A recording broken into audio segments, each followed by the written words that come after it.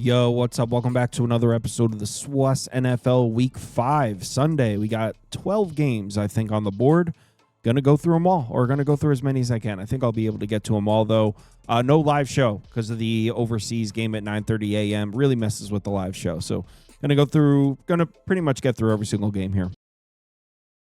I mean, is Cooper Rush worth 2.5 points? I would hope Quinn Ewers put up a decent stat line against Arizona State. If he didn't, we have a real problem. You can say the same thing about Creighton. Okay, they had the one good game against Panthers at home. When Toast talks about the kicking market, it's like some earth is flat shit. Andy, true or false, this is going to be a dog walking. Dog walking. This is my dog walking of the day. I think it's going to be very ugly. Dog walking. I think this is going to be ugly. Hey, get the sauce. Vikings Browns, this one's been sitting at 3.5. The limits are now up to 75K. So it looks like they're pretty comfortable here at this 3.5 number. Vikings Browns, this one is overseas. We got a 9:30 a.m. Eastern time start, which I hate. I'm not anti-overseas. Like, I'm not the type of person that pretends to know more about marketing a professional football league than NFL executives. I'm sure they know what they're doing, and maybe there's some long-term strategy, and money coming into the league improves the product. So maybe it's a good thing, but the part I hate, and if you watched the channel last year, you know how I feel about this, the start time. What the hell, man? 9:30 a.m. Okay, you want to do an overseas game? That's fine. What, that 9:30 a.m. Eastern time? How's somebody on the West Coast supposed to watch that? 6:30 in the morning? I just hate the start time. I don't necessarily just blindly hate the overseas games. I just hate the start time. Anyway, Vikings Browns. Minnesota coming into this one hobbled on the offensive side of the ball. And I mean really hobbled. They're going to be missing 3 starters on the offensive line. Donovan Jackson, their first-round pick, is out. Ryan Kelly, another concussion. He's got his second concussion of the year already. And their right tackle, Brian O'Neill, is going to be out as well. Still no J.J. McCarthy. Carson Wentz is going to start again at quarterback. And you know what? I think as of right now, that might be slightly better for the Vikings. J.J. McCarthy, some growing pains there in his second game. No Aaron Jones. And remember, this team is still missing Ty Chandler as well. So Jordan Mason is going to be the main back, although Jordan Mason has played pretty well. But yeah, this offense, 3 starters on the offensive line missing, and this is a Vikings offense that couldn't run the ball at all last week against Pittsburgh. 3.5 yards per carry, 70 yards on the ground against the Steelers in week 4. So, I mean, I don't know how we could expect Minnesota to run the football in this game. Nobody's been running on Cleveland this year. The Browns are looking like arguably the best run defense in the NFL, maybe the best defense in the NFL. They're 4th in success rate, 10th in EPA, 3rd in success rate against the rush, 6th in EPA per rush. Look at their defensive line advanced metrics here. The Browns against the run, 1st in adjusted line yards, 1st in PFF run defense grade, 1st in yards before contact, 6th in explosive run rate allowed. Nobody has run the ball on the Browns yet this year, and it's not like they haven't played anybody. They played Cincinnati in the opener. That was still with Burrow. Okay, maybe not a rushing team, but with Joe Burrow, it's a pretty good offense, or maybe it's not, honestly. Well, who knows? But okay, Cincinnati, Baltimore, Green Bay, Detroit. 3 of the strongest offenses in the NFL. So, again, it's looking like the Browns might be the best run defense in the NFL. Missing 3 starters on the offensive line, serious injuries to the running back position. You lose your mobile quarterback who can also add something with his legs. I don't know how we can expect Minnesota to run the ball in this game. Now, I don't want to just completely count out the Minnesota offense. Carson Wentz played pretty well in the second half against the Steelers. He can definitely still throw it. And, I mean, they've got receiving targets for days. Jefferson, Addison, Hockenson. I mean, he's got weapons to throw from. So I don't want to just completely write off this Vikings offense. But you got to think without run support, Carson Wentz is going to be under a ton of pressure in this game. And as Rachel was saying, he came on the show as a guest, he was saying Carson Wentz is a statue. Yeah, this is going to be a really tough matchup for the Browns defense, this injured Vikings offense. I think they can really give Carson Wentz all kinds of problems in this game. Now, on the other side of the ball, obviously, this is where the advantage swings back heavily towards the Minnesota side. Cleveland's been arguably the worst offense in the NFL so far this year, 32nd in success rate, 30th in EPA. Actually, either them or the Titans. It's a battle between them and the Titans for the worst offense in the NFL. Now, we do want to take note of something before we switch this graphic. Minnesota's been a little vulnerable to the run so far this year, which is not what we saw from them last year. Now, it's only been 4 games. Maybe we just disregard this. But look what the Steelers did. last week. Kenneth Gainwell had an efficient game on the ground against this Minnesota defense, just not something we're accustomed to. Minnesota was pretty elite against the run last year. Last week against Pittsburgh, the Steelers averaged 4.9 yards per carry, 59.3% success rate per rush. The Steelers are running the ball on Minnesota. Now, does that translate? Does that mean I think Cleveland can run the ball on Minnesota? Probably not. We haven't seen much of a rushing attack from Cleveland so far this year. Through their first 4 games, they're averaging 3.7 yards per carry, 32.2% success rate per rush. That's pretty ugly. So even though the Steelers ran the ball in Minnesota, I don't think we can count on the Browns to run the ball in Minnesota. And obviously, Brian Flores blitz packages and this pass rush, that's a pretty nightmare spot overseas for Dylan Gabriel making his first career start.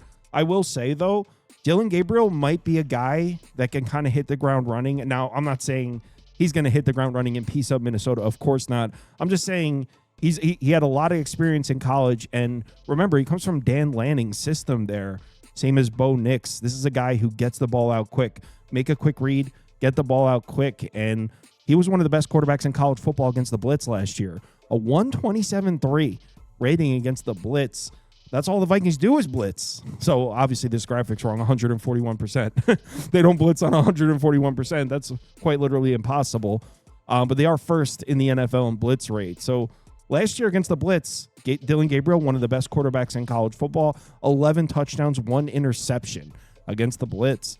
So, I mean, this is a guy, he's going to have a really short leash in this game in his first start. We're going to see a lot of dinking and dunking, which is exactly what he did a lot of at Oregon. He took a lot of criticism for that. He's going to have a very short leash against this Vikings defense that sits in too high and sends the blitz. Those underneath throws should be there. Now, I'm not expecting Cleveland to move the ball at all. I'm just saying it might not be terrible for Dylan Gabriel. He's going to make a quick read, throw it underneath every single time, and I think they're going to be there. But look, I'm not saying the Browns are going to score points on the Vikings. I'm just saying it might not be a complete disaster, which is why I think we're going to see a low-scoring, ugly game. I think everyone can agree with that.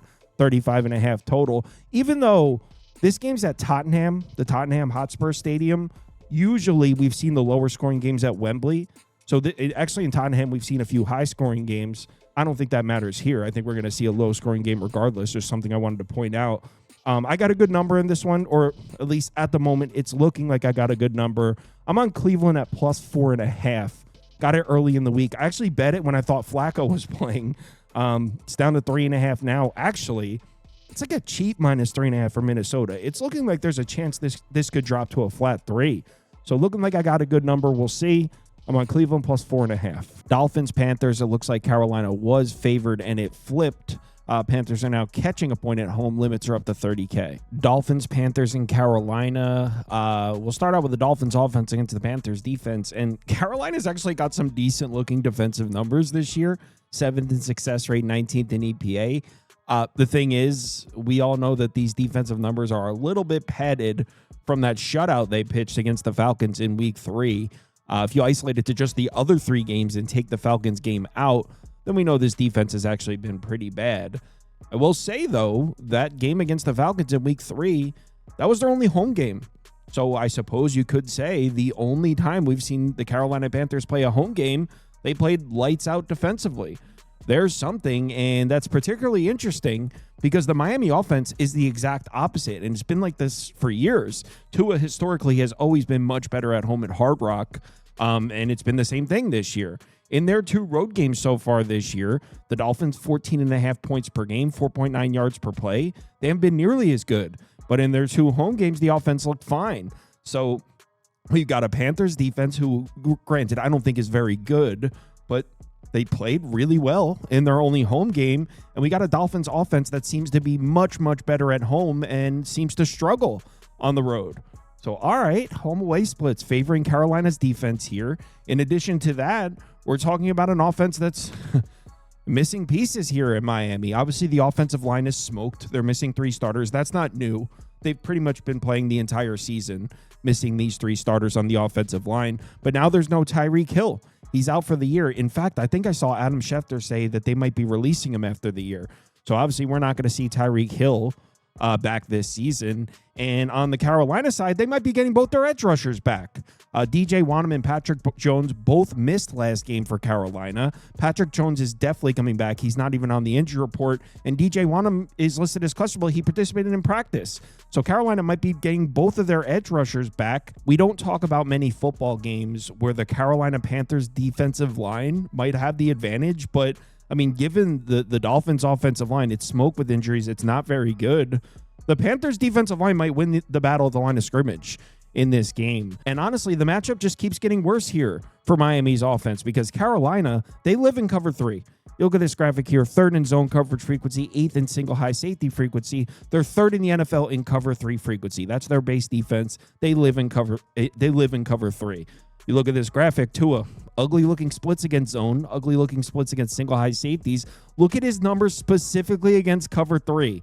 On the season against cover 3, he's 15 of 26, 0 touchdowns, 3 interceptions, a 42 passer rating, which is the worst of all starting quarterbacks. He's the worst quarterback in the NFL so far against cover 3, which is the coverage that the Panthers live in. He's only got 4 interceptions on the year. 3 of them came against cover 3.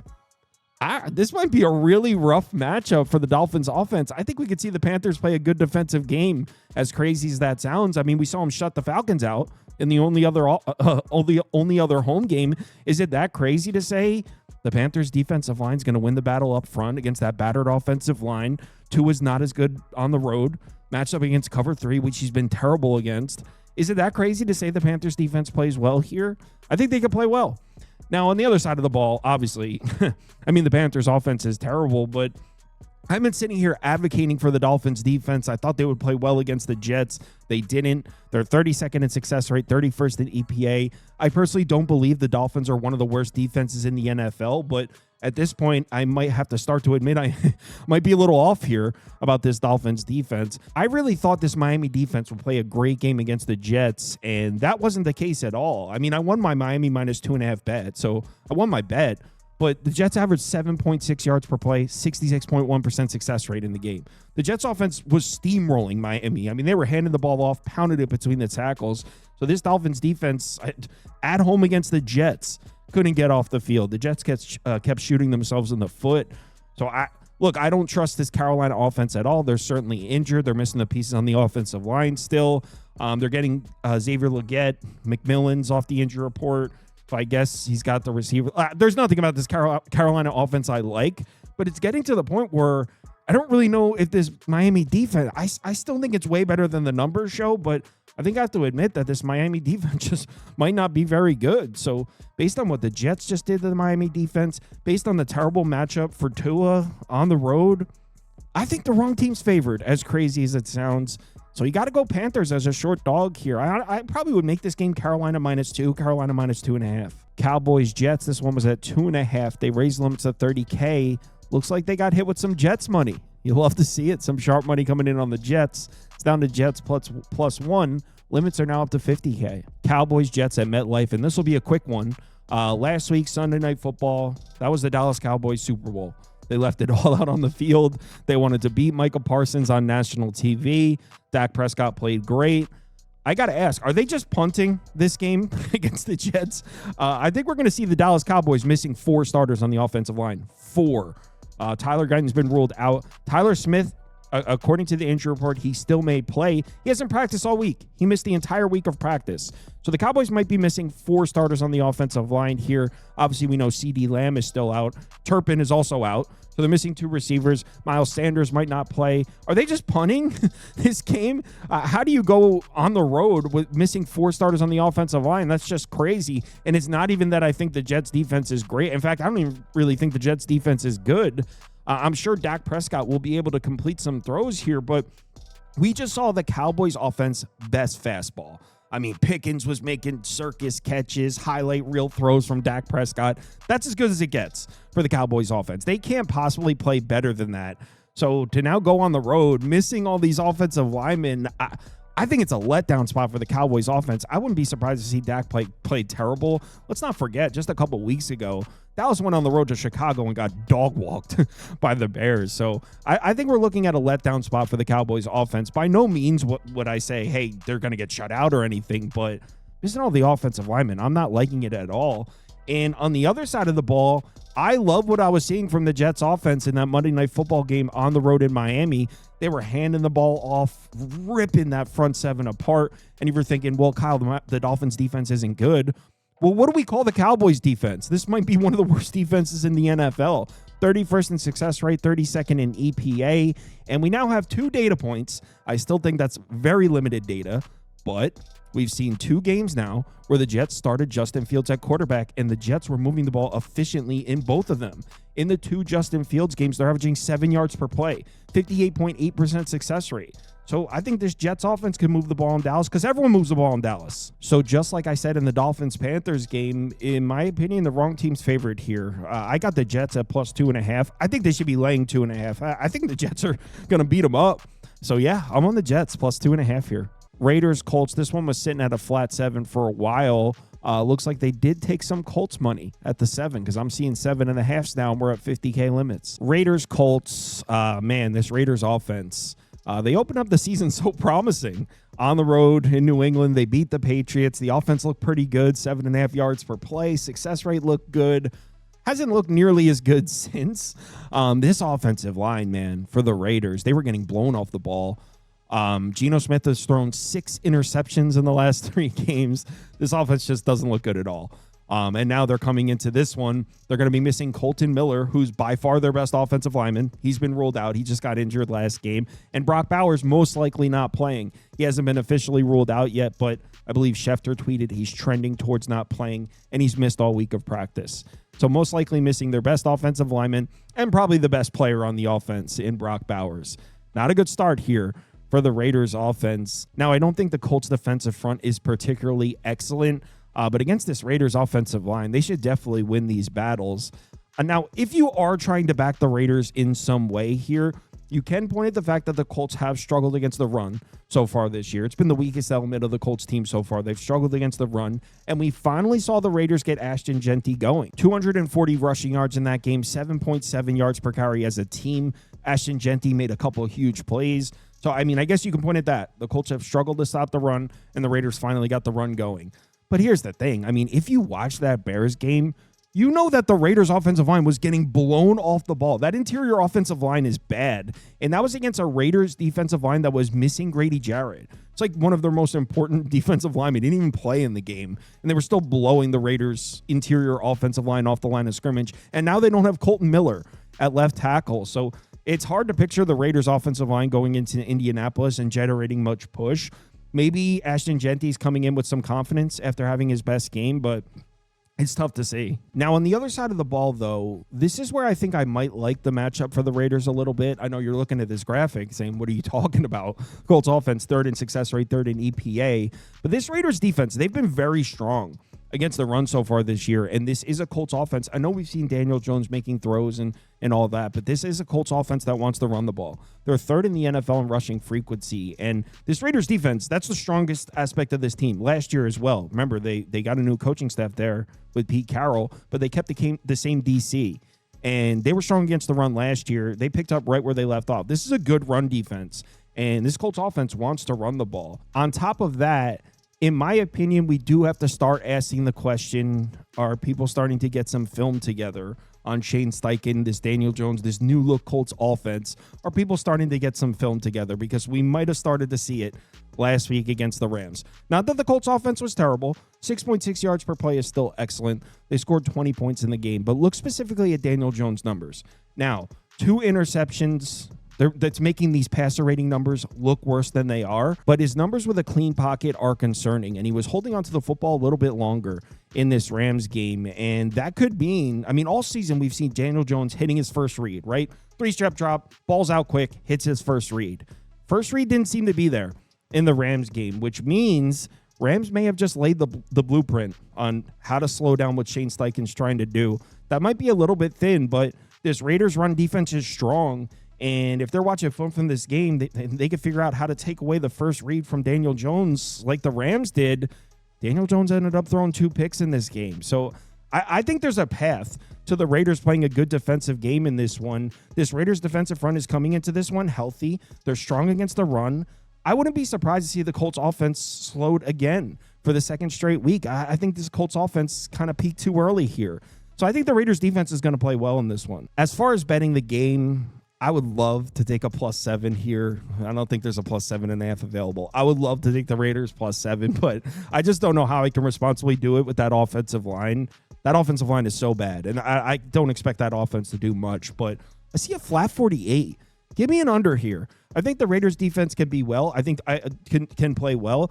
And I think the Raiders offense is going to be diligent about sticking to the run here because that is the weakness of the Colts defense. I don't know if they'll have success with it, but I think after Ashton Genty had a big game on the ground, I think the Raiders are going to try to run the ball, and I think the Colts are going to try to run the ball also. Give me the under 48 in this one. Broncos Eagles, this one was at 4, then down to 3.5. They raised limits to 30K. Looked like the Eagles got hit at that number. We're now back up to 4, limits at 50K. Broncos Eagles at the link. So it's been 9 straight home games with a 4 or more point victory for the Eagles. So we know about the streak, right? You hear all about it from annoying Philadelphia fans. But in games where Jalen Hurts has started and finished the game, they've won 20 in a row, which is impressive. They lost one where he got injured early in the game. That's why you phrase it like that. But in addition to that, no team has even come within a field goal of this Eagles team in Philadelphia. You got to go all the way back to week 2. Monday Night Football in that game where Kirk Cousins threw the game-winning touchdown to Drake London. I'm sure most of you probably remember that game. I was on the Falcons. It was awesome. But he threw a game-winning touchdown at the end to beat the Eagles in Philadelphia. Not only was that the last time the Eagles lost at home, that was the last time anyone's come within a field goal of the Eagles at home. Now, the Rams should have won that game. But yeah, it's been a while since anyone's even come within a field goal of the Eagles at home in Philadelphia.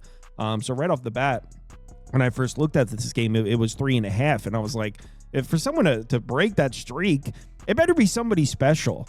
And I just don't know if Denver's that special right now. I'm not overly impressed with this team, maybe more so on the defensive side. Broncos offense, 24th in success rate, 12th in EPA, hasn't been particularly great. I mean, they had one great game. Well, they had one very efficient game against Cincinnati, but honestly, that might have been the best position an NFL offense has been put in the history of football because the Bengals offense did nothing. The Broncos offense was repeatedly just given the football back. In fact, given the circumstances, I think 28 points is a little bit of a disappointing final score for the Broncos offense. That was kind of joking. I had the Bengals in the game.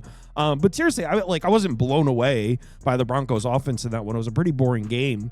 If you look at their offensive numbers from the first 3 games, 5.5 yards per play, success rate under 42%. I mean, Denver's offense hasn't really looked all that great. Now, I want to be clear. The Eagles' defense hasn't looked all that great either.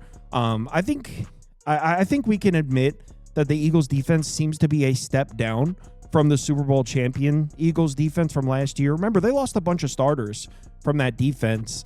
And looking at these numbers, success rate over 47%, it doesn't seem to be on the same tier.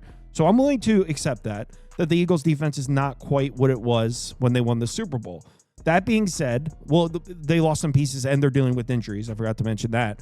That being said, I mean, can we at least acknowledge the teams they've played so far? They've seen some good offenses. Who's the worst offense the Eagles have seen so far?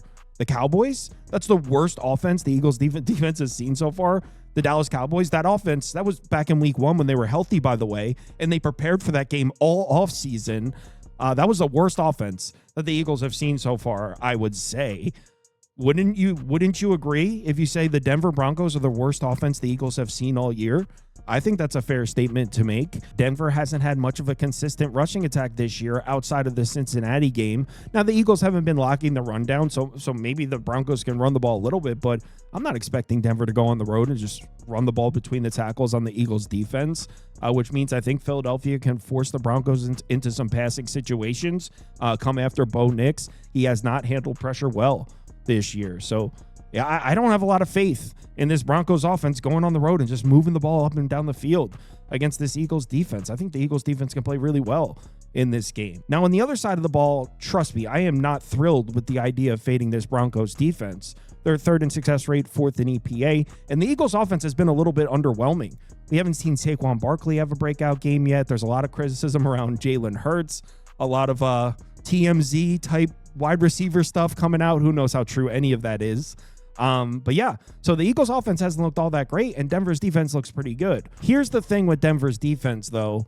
They looked really good in 2 games. They're 2 home games, so they look really good in their 2 home games against Cam Ward making his first start and possibly the worst offense in the NFL, and then the Bengals with Browning. They look really good defensively in those 2 games. If you take a look at their other 2 games, their 2 road games against better offenses, the Colts and Chargers, the defensive numbers don't look all that great. They allowed 26 points per game, 6.3 yards per play, success rate up close to 50%. Now, to be fair, they should have won the Colts game, but still the defense wasn't all that great. Colts were moving the ball in that game. And in the Chargers game, they did play good defense for most of it. The Chargers came back at the end and won. But, I mean, it's a little concerning if we're looking at Denver's defense and you look at the only 2 times they went on the road, number 1, and the only 2 times they saw decent offenses, number 2, the defensive numbers don't look all that great. So you definitely don't love that. And to take it a step further, where were they specifically struggling? Against the run. In those same 2 road games against decent offenses, they allowed 4.6 yards per carry, 136.5 rushing yards per game. So both road games against decent offenses, they were getting run on. Remember, Jonathan Taylor had what do you have? 106. I have it written down somewhere. 165 yards against the Broncos in that game. And in the Chargers game, Omarion Hampton and Najee Harris had a pretty efficient day running the ball as well. So both times we've seen the Broncos defense go on the road, they struggle to defend the run. Tell me this might not be the first breakout Saquon Barkley game of the season. Now, when we're talking about Jalen Hurts against the Broncos pass rush, yeah, it's concerning. He struggled against the blitz. He actually he's handled himself well under pressure, which comes in handy, but this is not a bet on Jalen Hurts at all. This is a fade of the Broncos offense and a bet on a bet on the Eagles offense to just figure it out like they always seem to do. So I got the Eagles minus 3.5. At the moment, it's looking like a good number. Where's it at right now? Philadelphia. Yeah, I'm seeing mostly 4s now. So it's looking like I got a good number at the moment. We'll see if some late steam comes in. But I'm on the Eagles at minus 3.5. Giants Saints. The Saints were at 1. Got hit up to 2.5. We're at 30K limits. Giants Saints. Well, we finally saw Spencer Rattler get a healthy offensive line. If you remember, rewind back 2 weeks. I took the Saints plus 7.5 or plus 8.5 or whatever I got against the Seahawks. I called it All Saints Day on the show. They got smoked. That was a couple weeks back. And if you remember, a part of the reason I was betting on the Saints was this is the first time the Saints have a healthy offensive line ever for Spencer Rattler. They've never had a healthy offensive line since he's taken over a quarterback. In that Seahawks game, I thought they were going to have their offensive line healthy. Both the guys were practicing. Well, both of those guys ended up sitting out. Last week against the Bills, they played. So last week, they actually did have the healthy offensive line for the first time in Spencer Rattler's career there in New Orleans. It lasted about a quarter and a half before Cesar Ruiz went down. This team just can't get a break. They finally get the healthy offensive line back. Cesar Ruiz goes down in the second quarter, I think it was, against Buffalo. So they're right back to missing pieces on the offensive line. I think Trevor Panney's going to play, by the way. He's been practicing. I also think Jawan Johnson's going to play. So I think Ruiz will be the only missing piece. But yeah, right when they get a healthy offensive line, doesn't even last a half. Welcome to Saints football. The good news is, though, they're up against the Giants defense, and the Giants defense isn't any good, specifically against the run. This defense is terrible against the run. On paper, this is the worst run defense in the NFL, and it's actually not close. I'll show you the numbers in a second, but they're dead last in all advanced metrics when it comes to defending the run. On top of that, I'm not sure if Dexter Lawrence is going to play in this game. I mean, he's listed as questionable. He hasn't practiced all week. Keep in mind, the Giants play the Eagles at home on Thursday Night Football, about 4 days after this. So with their new quarterback, the home fans just came out, saw Jackson Dart make his first start as the Giants. They upset the Chargers. Giants fans are finally hopeful for the first time in forever. You've got the Eagles on prime time Thursday night. Tell me the Giants don't want to load up for that game. Giants football is back if they win that game on Thursday Night Football, if they knock the Eagles off. So Dexter Lawrence sitting out of practice all week. I wouldn't be surprised if the Giants sit him out this game so he's fully rested to play the Eagles. That's the game they want 4 days after this one. So he hasn't been, don't hold me to this. I don't have an insider with the team. I'm just saying I wouldn't be surprised if Dexter Lawrence doesn't play in this game.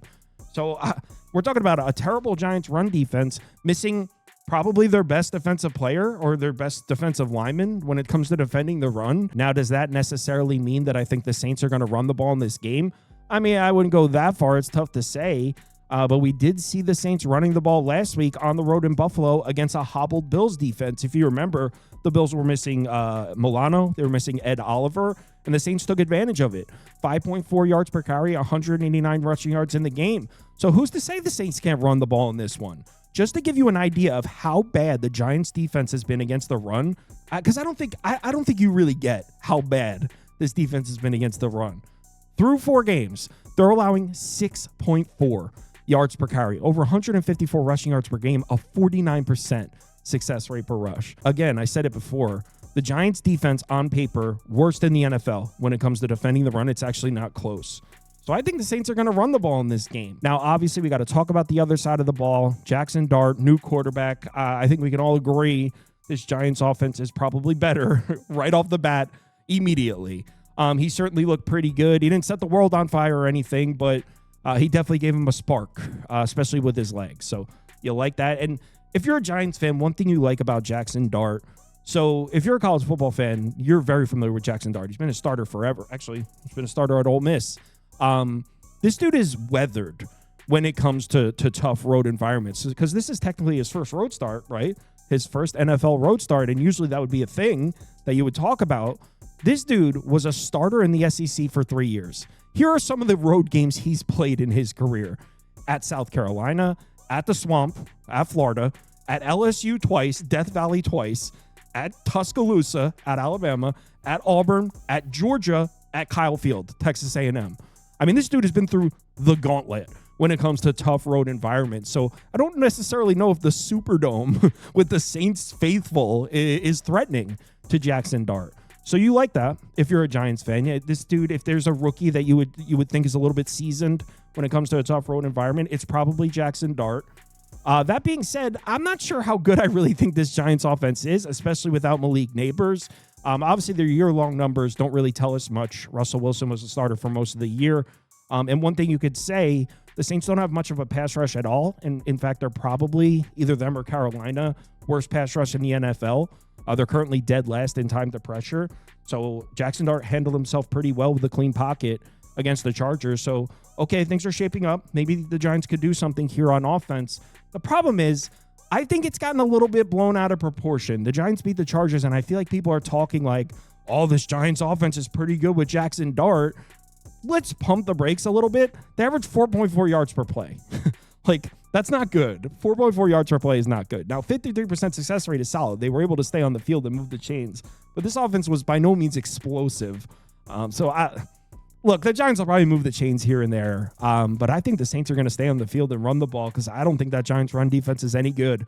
I'm getting a rookie making his first road start on a bad football team missing arguably their 2 best players if Dexter Lawrence doesn't play. And I'm getting the home team at a pick. I think I have to bet the Saints. Give me the Saints -1. I haven't bet it yet, but let the record show. Oh, it's 1.5 now.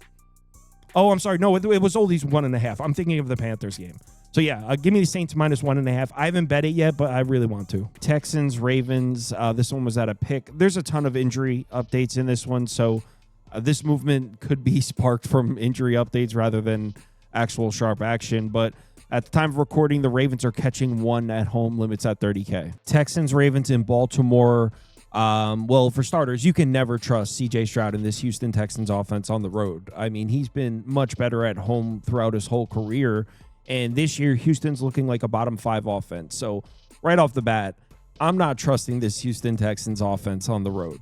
Not at all. Not against anybody. That being said, we do have to acknowledge that the Ravens defense is an absolute mess right now. Matabike, I believe, is out for the year. Broderick Washington's out for this game. Roquan Smith is out for this game. Cheeto is out. Marlon Humphrey's also out. Kyle Hamilton is questionable, and the edge rusher is questionable as well. So, yeah, I'm fully aware that this Baltimore Ravens defense is an absolute mess, and I'm also aware that they haven't been playing well at all. I get it. I'm just saying this Houston Texans offense on the road might be just as bad. I actually wouldn't be surprised if the Ravens play a decent defensive game here. I know that sounds crazy, but We're going to see guys getting the start, guys seeing serious snaps that are looking to prove themselves. We'll probably see a lot of Jair Alexander in this game. He's only played in one game for the Ravens so far this year. Some younger guys that are looking to make a statement that are going to be playing hard. I mean, how good do they really need to be to shut down this Texans offense on the road? In their road games this year, they're averaging 9.5 points per game. Success rate under 41%. Look, you can point at the lack of pass rush for Baltimore. I mean, they're a bottom 5, bottom 10 pass rush. Without Matt BK out there, they're probably a bottom 5 pass rush. And CJ Stroud has done some damage from a clean pocket. In fact, that's when he's most dangerous, is when he's given a clean pocket. So I get it if you don't trust this Ravens defense, but I wouldn't be surprised if the Ravens play a good defensive game here. It's on the other side of the ball. This is where I think things get interesting. Who really knows what to expect from Baltimore's offense? I mean, obviously this Houston defense is official. Just like the Texans offense, I tend to trust the defense a little bit more at home in Houston. But even on the road, I mean, this is still an official defense. What does this Ravens offense even look like with Cooper Rush at quarterback? I'm kind of conflicted here because part of me thinks there's no way the best offense in the NFL becomes absolutely terrible with the loss of one player. Right? There's no way one of the best offenses in the NFL the last couple of years becomes a terrible offense with the loss of one player. I think that's valid. But at the same time, is there any player in the NFL that impacts the point spread as much as Lamar Jackson right now? I think the answer is probably no. Maybe Patrick Mahomes, but I don't think any player has more of an impact on the point spread than Lamar Jackson. So I don't really know what to expect from this Baltimore offense. I honestly think Baltimore might still be able to move the ball in this game. This Houston defense hasn't been quite as elite against the run this year as we were expecting. 4.4 yards per carry, success rate over 42%. So they haven't been absolutely locked down against the run. But really what I'm more looking at is the coaching staff here from Baltimore. Harbaugh and Monken. Remember, Monken came out as the OC, I think it was 2 or 3, I think it was 2023. And when he came on, that's when we saw this Ravens offense take the next step. Before that, it was kind of just Lamar Jackson, the freak athlete. When Monken came on as OC, that's where we saw Lamar Jackson develop as a passer. And this Ravens offense kind of became head and shoulders the best offense in the NFL. Between him and Harbaugh, they're going to have something drawn up, and they have such an advantage in this game because DeMeco Ryans has no idea what they're about to do offensively. And in my opinion, Harbaugh and Monken know exactly what DeMeco Ryans is about to do. He's about to load up the box to do whatever he can to take away the run. They know exactly what DeMeco Ryans is going to do defensively, and DeMeco Ryans has no idea what Harbaugh and Monken are about to come out and do with Cooper Rush at quarterback. I think it's going to work. I think they're going to have something drawn up. I think this is a great coaching staff. I think Baltimore's going to move the ball in this game. Now, whatever they draw up probably isn't going to work past today or even more than a half. But they have the element of surprise here. And I think they'll string together a couple scoring drives in this game. I want to bet Baltimore here. I'm getting the Ravens at home at plus money with pieces on the field that are looking to make a statement. Better coaching staff. I don't trust the Texans offense on the road at all. I can't do it. But I think the Ravens win this game. I'm just a little worried that, are the Ravens punting on the season? I'm a little worried. There's a couple moving pieces here, but I want to bet Baltimore. Titans, Cardinals. It looks like we did see some Titans money in, but it's been sitting at 7.5 for a while. We're at 30K. Titans, Cardinals. I think we've seen enough to come out and say that Tennessee has the worst offense in the NFL. I don't think that's a hot take. They're 31st in success rate, 32nd in EPA. I know the Browns are in the discussion as well. Maybe even Houston a little bit, but I think last week settled that. I think the Titans might have the worst offense in the NFL. Now, they might be getting Tajay Spears back, which is huge. He's a really nice weapon for them. College football people probably remember him from Tulane. He's been hurt, and Tony Pollard might be the better every down back, but he's a home run hitter. He's an explosive play machine. So that certainly would help Cam Ward to have Spears back on the field. But unfortunately, we're still not going to see J.C. Latham at right tackle, and we might not even see Calvin Ridley in this game. So no, the Titans offense not really in good shape here. The truth is Cam Ward just really hasn't been good so far this year. He's holding on to the football too long. He's making poor decisions. He absolutely looks like a rookie in every way. So there's not a ton of positives to take away here from the Titans offensively. You look at the Cardinals defense, and look, You might, at first glance, you're like, oh, but they're playing the Cardinals defense. Cardinals defense up front has been tough this year. Remember, the defensive line, they completely rebuilt it this year with Josh Sweat there, Calais Campbell, Dalvin Tomlinson, Davis Gaither. These are all new pieces in that front seven, and it's been working. They've been generating pressure. They've been playing the run tough. I am a little worried about their situation at corner, though. Now, you look at this graphic, you can see their top 3 corners are out. That's actually not new. They've been missing those 3 guys all season, but their 4th and 5th corners are Will Howard, the guy from Michigan, who's also been banged up this year, and Max Melton. They're both questionable as well. So there's a chance the Cardinals will be without their top 5 corners in this game, which is just crazy. Now, are the Titans even the team that can exploit that? I would say probably not. But missing your top 5 corners would be serious if that's the case here. And even if those guys play, Will Johnson and Max Melton, they're very inexperienced. So the Cardinals are very thin at corner. We haven't really seen it tested or exploited fully yet. And that could be a result of who they've played. But again, I want to give credit to the Cardinals defensive front. They've been tough against the run. 4.02 yards per carry allowed, success rate under 33% per rush. But, I mean, again, look at the opponents. Saints, Panthers, 49ers, Seahawks. So 2 terrible teams. One team that's going through hell and back right now, and then Seattle. And they lost those second 2 games to San Francisco and Seattle. Now, look, the Titans might be worse than the Panthers and the Saints combined. They might be that bad. They're averaging 12.8 points per game, 4.5 yards per play, success rate under 41%. There's not many positive talking points here for the Titans offensively. But maybe they're able to run the ball a little bit. The Cardinals' run defense numbers are certainly caked by the fact that they haven't seen a single team that can run it yet this year. Not that the Titans can really run it either. Maybe this is the game where the Cardinals' thin secondary gets exploited. I think it's possible. I'm not really expecting the Titans' offense to do much, but I just don't want to get carried away with the fact that we think the Cardinals are a great defense, because I don't really believe them to be. The strength of schedule here just jumps out at me. What does the Titans season look like right now if they've played games against the Saints and the Panthers? I just feel like in terms of our perception of these 2 teams, the Cardinals opening up their season against the Saints and the Panthers is just such an advantage, because if we had just seen the Cardinals the last 2 weeks, I think we would be sitting here saying this is a horrible team. They look so bad against the Seahawks in that Thursday night game. And although the Titans offense may not be able to exploit it, on the other side of the ball, I really do believe this Titans defense is much better than these numbers. You want to tell me the Titans offense is terrible? That's fine. We can shake hands and agree on that. Not going to push back at all. But the Titans defense, this is where I really think this unit could be a lot better. They've got talent in this defensive front. Joseph Day, Jeffrey Simmons, Cody Barton's there this year. I think this defensive front is not nearly as bad as these numbers show. And if you look at the Titans game logs so far this year, they got lit up bad in 2 games by the Colts and the Rams. They actually played some solid defense in the Denver and the Houston game. Remember, Denver was a 1-possession game in Denver. And in the Houston game, yes, they lost big, but the defense played all right. The Texans offense wasn't moving the ball up and down the field. Who the hell are the Cardinals to be laying more than a touchdown? I think the Titans defense can play well in this game. I haven't bet it, but I really want to take the big number with the Titans. I think this number is crazy. I know I said this already, but I can't help but think, what would the Titans season look like if they played games against the Saints and the Panthers? I'm not saying they definitely would have won those games or anything. They might have lost them, but we might have a much different perception of them. They might have been competitive in those games. So the fact that the Cardinals open up their season against those 2 teams, I feel like is giving us the perception that they're so much stronger than the Titans. I'm not sure if they are. I think that Cardinals offense is terrible.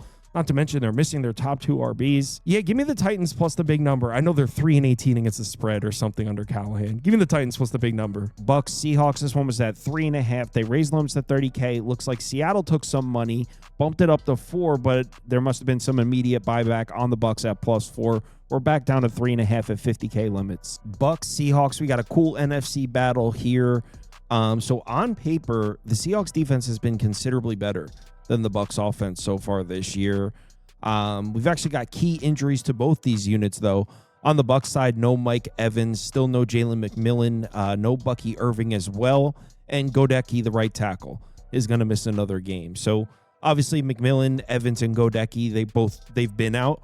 Bucky Irving is a new one, though. So, yeah, Bucs offense coming into this one hobbled, but same goes for the Seahawks defense. They're missing arguably the two most important pieces of the secondary, Julian Love and Witherspoon there, the corner, and also DeMarcus Lawrence is not going to play in this game. So both these units missing key pieces, the Bucs offense versus the Seahawks defense. In terms of the matchup for Baker Mayfield, these are the types of situations where we've seen Baker Mayfield play his best football on the road against a tough defense, against a tough pass rush. Seattle actually leads the NFL in time to pressure. Baker Mayfield's done a great job handling pressure so far this year. He's struggled against blitz packages so far this year, but Seattle barely ever blitzes. 28th in blitz rate so far this year. So on paper, not a bad matchup for Baker Mayfield. And again, this is where we see Baker Mayfield do his thing. Since joining the Bucs, Baker Mayfield is 11-3 against the spread as a road underdog. 11-3. Baker Mayfield, road dog. And in addition to that, Seattle runs a lot of two high safety looks, a lot of zone coverage, happens to play directly into the strength of Baker Mayfield. In fact, Baker's one of the only quarterbacks in the NFL that still throws the ball downfield on those two high safety, those two high shells. 8.3 yards per attempt against two high. So again, on paper, this doesn't look to be a bad matchup for Baker Mayfield. We know he's probably not going to have run support with no Bucky Irving against this Seahawks defensive front.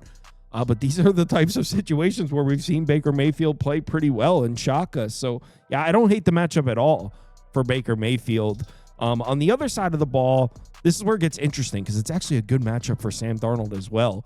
But on the other side of the ball, kind of similar to Tampa Bay, we know Seattle's not going to be able to run the ball. They haven't had much success trying to run the ball yet this year. 25th in success rate per rush, 27th in EPA per rush, and they're playing the Tampa Bay Bucs. And we know when Todd Bowles has a healthy defensive front, they're going to have one of the best run defenses in the NFL, and that's how it's looked so far. Second in success rate per rush, first in EPA per rush. But again, just like Baker Mayfield, this is looking like a pretty solid matchup for Sam Darnold as well. We know Todd Bowles loves to send those blitz packages, third in blitz rate, fourth in pressure rate, eighth in time to pressure.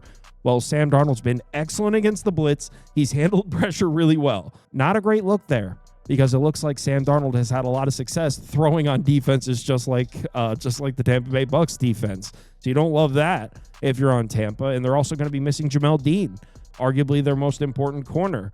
So yeah, just like Baker Mayfield, he's throwing against a hobbled secondary, missing a piece. It's a good matchup for him on paper.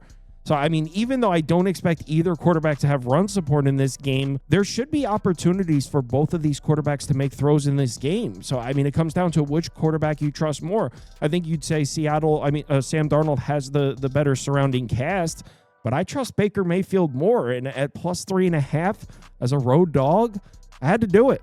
I'm on Tampa plus 3.5 here. I also wouldn't be mad at an over. Both of these teams in the top half of the NFL in terms of seconds between snaps. They're 11th and 14th. I think we'll see the quarterbacks have success. The reason I didn't pull the trigger on the over, and I really want to because I just bet the Bucs over against the Eagles and it came through. It was pretty sweat-free. The reason I didn't pull the trigger is I don't expect either team to be able to run it, and I don't know how committed they'll be to that. I don't know if these coaches are going to be stubborn and keep trying to run it when they're not having success. So I'm not trying to be on an over if we're going to see that. But I lean towards the over at 44 or 44.5. 44.5. So give me the Bucs plus 3.5 with a lean towards the over. Lions, Bengals, they seem pretty comfortable at this 10.5 number. We're now up to 50K limit, still sitting at 10.5. Lions, Bengals, oh man, Cincinnati. Well, I'm not sure where the stops are going to come from on this side of the ball, as I'm sure most of you watching will agree. Lions offense very good, Bengals defense very bad, and we know how Dan Campbell loves to beat up on bad teams. We've seen it for a couple of years now, and we've seen it this season already. In their two games against bad defenses, that's Chicago and Baltimore, averaging 45 points per game, 7.6 yards per play, success rate up over 57%. The two times they've seen good defense, we saw the offenses struggle a little bit. Both times they saw bad defenses, they put up a big number on the scoreboard. Not a very encouraging sign for Cincinnati. And specifically, the Bengals have really struggled with the run the last few games. In their last three games, they're allowing over 165 rushing yards per game, over 5.3 yards per carry, success rate up and over 49%. I mean, look, you're not going to find anything on paper that indicates the Bengals are capable of making stops here. The Lions are going to be able to move the ball. They're going to score points. On the other side of the ball, this is where I mean, I really don't know. This is where I think the Bengals offense is much better than this. 29th in success rate, 31st in EPA. I mean, I find it hard to believe that the Bengals are one of the worst offenses in the NFL. Remember, in 2023, when Joe Burrow got injured, the Bengals were 5-5. They were 5-5 when Joe Burrow got hurt. Jake Browning took over. They finished out the season 4-3. They had an outside shot at making the playoffs there with Jake Browning. And the Bengals actually had better offensive numbers with Jake Browning than they had with Joe Burrow that year. And Jake Browning was one of the best quarterbacks in the NFL against man coverage in 2023. So back in 2023, Joe Burrow gets hurt. The Bengals are 5-5. Jake Browning takes over. The offense actually looks slightly better, and he was one of the most efficient passers in the NFL against man coverage. He was piecing man coverage up. So I don't understand what happened. It's a very similar team. It's not the exact same team, but looking at the offensive roster, wide receivers are there, the two superstars. I mean, I guess the interior offensive line has fallen off.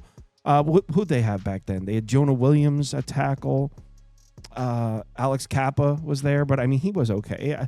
I don't understand what is so different about this team, because it seems to me that almost this very team was very effective, scoring points and went 4-3 with Jake Browning. Did the team just quit? I'm not sure, because last week in Denver, it wasn't just Browning. I mean, Chase and Higgins were getting zero separation. They were not beating one-on-one man coverage. And if you're the Cincinnati Bengals offense and Jamar Chase and T. Higgins can't beat one-on-one man coverage, then how do you expect to move the ball at all? Because that's where you invested. You invested in these two superstar wide receivers. You should love man coverage. And if these guys can't beat one-on-one coverage, I'm not sure what you're expecting to do. I guess you could say the Lions corners are not as good as the Broncos corners. They've got Surtain out there. The Lions are actually pretty thin at corner. They're going to be missing DJ Reed in this game. So I don't know. I'm spitballing. I really have no idea what to do with this one. I guess 2023, just throw it out. Maybe this team just quit. I really don't know. I think the Bengals offense should be much better than this. And against a Lions team that has struggled to pressure the passer for the last couple handfuls of games, even though the pass rush did show up against Baltimore, I feel like this is a really tough one. Laying 10.5 points on the road is crazy, but you know Dan Campbell will run up the score if he has the opportunity. So I guess I'll say over. I really don't know, because you can't say over, because the Lions have been running a crazy slow pace. They're 30th at pace in the NFL, and the last time they played a road game outdoors was the Baltimore game, and they were running a crazy slow pace. There were several times where Goff was sitting there looking at the play clock, waiting for it to run down. They were purposely running a slow pace the last time we saw them in a road outdoors game. Give me the Bengals, plus 10. I have no idea. I have no idea what to do with this game. Commanders, Chargers, we're sitting at a flat 3. Not a ton of movement here. We're up to 50K limits at 3. Commanders out on the West Coast to play the Chargers. Jaden Daniels is back, so good news for the Commanders there. Their star quarterback is back. The bad news is this offense still isn't completely healthy. They're still missing McLaurin. They're still missing Noah Brown. Still missing the guard there, although I think he's coming back soon. Not positive about that. So, yeah, they get the quarterback back. The rest of the offense, though, still a little bit banged up. But the Chargers defense is banged up as well. They're actually missing two of the best players on this side of the field, Denzel Perryman and Khalil Mack. They've actually been out the last couple games. Now, props to the Chargers. They have held up on the defensive end despite these two injuries. In fact, on paper, in terms of efficiency, the Chargers might have the best defense in the NFL. Now, on paper, I'm saying. They're first in success rate, second in EPA. I do have to question the opponents, though. Since suffering those injuries, they've played the Broncos and the Giants. Not exactly offensive powerhouses, and you can make the argument that they should have lost both those games. They did lose the Giants game, and the Broncos were in control for most of that game. Denver just blew it at the end. So, yeah, the defensive numbers look fine, and in the last two games, they held up their own with those two injuries, but they could be 0-2. In those two games against the Broncos and Giants. So I do have my concerns about how strong this defense is without those two players on it. Now, also, there's concerns on the other side as well. Just because Jaden Daniels is back doesn't mean everything's well and good here with Washington. If you remember, the last time we saw this offense with Jaden Daniels at quarterback, it was ugly. That was a primetime game. Was it Thursday or Monday? Forget which. It's definitely a primetime game. The Commanders' offense, the last game they played with Jaden Daniels, it was not good. 4.2 yards per play. They scored 18 points, success rate just over 43%. And we kind of chalked this up to, this Green Bay defense is elite. It's kind of what we thought at the time. And not that we were necessarily wrong. I think that Green Bay defense is very good. But you know what? I just saw Dak Prescott piece that defense up the other night. So just because Jaden Daniels is back doesn't mean everything's well and good here with the Washington offense. I will say, I think the Commanders are going to run the ball in this game, though. Last couple for Washington, it looks like they're getting the run going against the Raiders and the Falcons. 6.4 yards per carry, 174 rushing yards per game.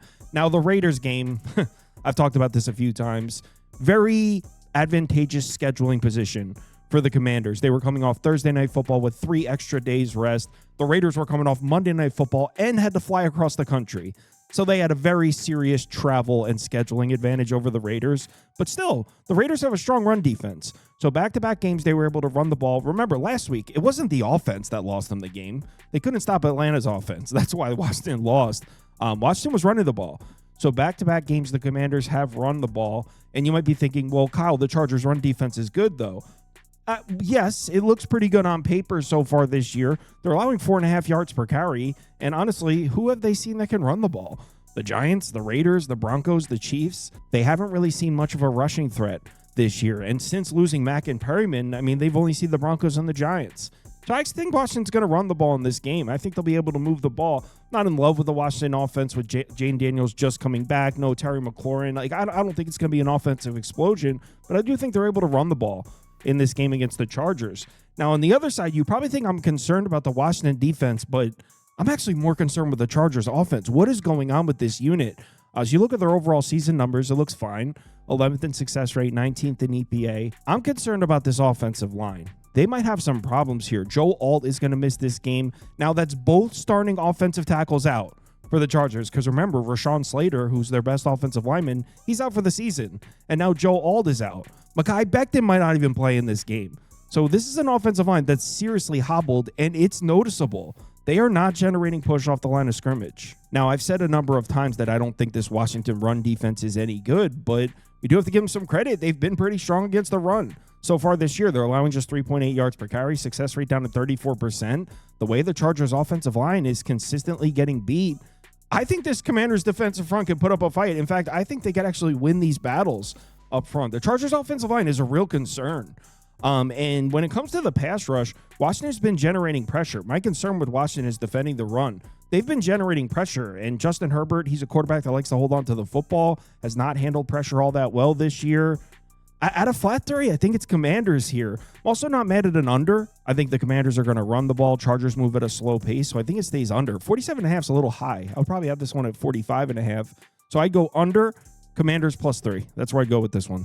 Patriots Bills, we're sitting at a flat 8. We're up to 50K limits. Still sitting at a flat 8. Patriots Bills, Sunday Night Football. I'm running out of time here, so I'm going to rip through this one pretty quickly. So the Patriots offense looks really good. Problem is, they have no run game at all. They're 30th in success rate per rush, 32nd in EPA. But Drake May looks great. In fact, they have one of the most explosive passing attacks in the NFL right now that nobody's talking about. Look at Drake May's numbers from the last 3 games. I mean, they are moving the football. The problem is it's all through the air. And if you want to give this Buffalo defense problems, you have to run the ball. I mean, if you think you're going into Buffalo and dropping Drake May back to pass 40 times against this pass rush with no run support, you might be living in a fantasy world. Not to mention the Bills defense might be getting Ed Oliver and Matt Milano back, so they're a bit healthier. Looks like Dorian Williams is not going to play in this one, though, for the Bills. That's a linebacker. So, yeah, I don't like the matchup for the Patriots offense. Not because I don't like the Patriots offense, just because they can't run the ball. And then on the other side of the ball, I mean, the Patriots offense, that's the strength of the team right now. Defense doesn't look good at all, especially the secondary. They're struggling to defend the pass on the road in Buffalo against Josh Allen. Kind of had a couple of flat spots there. You had the Dolphins game, and then you had the Saints game coming off the 2 big opening games against the Jets and Ravens. I mean, this one, they're not taking this one lightly. I'm laying it with the Bills. Buffalo -8. Thanks for watching. Let's have a good NFL Sunday. I'll be hanging out in the Discord watching the games all day. If you're in there hanging, I'll also be sending college football bets out. The market's open for next week, so keep your eyes peeled. Let's have a good one. Bet responsibly.